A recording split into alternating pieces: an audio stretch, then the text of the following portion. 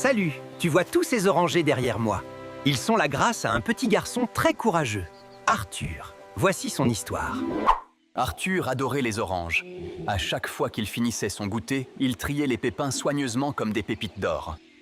Il les essuyait soigneusement sur son t-shirt et les glissait dans un petit sachet en tissu qu'il gardait précieusement. Arthur prit son vélo et partit dans la forêt, pleine de verdure, pour planter les pépins qu'il avait récoltés.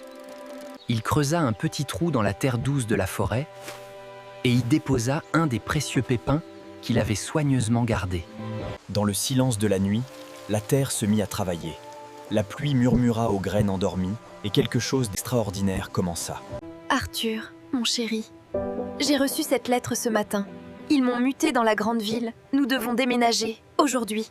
Arthur regardait une dernière fois la maison et la forêt qu'il aimait tant. Il devait partir loin de l'endroit où il avait planté ses précieux pépins et ne put retenir ses larmes. Sous la terre, quelque chose commença à se produire. Les petites graines qu'Arthur avait plantées prenaient racine. Arthur a bien grandi. Il a maintenant 30 ans. Et il est le papa d'une jolie petite fille, Bella. Tu sais, ma Bella, quand j'avais ton âge, j'adorais les oranges. Moi aussi, c'était mon fruit préféré. Papa, qu'est-ce que tu fais avec les pépins, ça? Eh bien, c'est fou que tu me demandes ça. Tu sais quoi, je vais t'emmener quelque part aujourd'hui, ma fille. Trop cool, papa.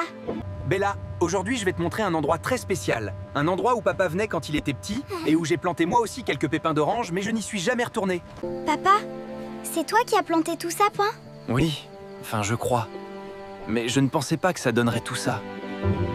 Oui, Arthur, tout ce que tu vois ici, ces arbres, ces fruits, cette vie, tout a commencé par de simples graines que tu as plantées il y a 20 ans. Une petite chose que quelqu'un a pris le temps de planter et surtout de croire qu'elle pouvait grandir. Souviens-toi de ça, les plus grandes choses commencent toujours par une petite action.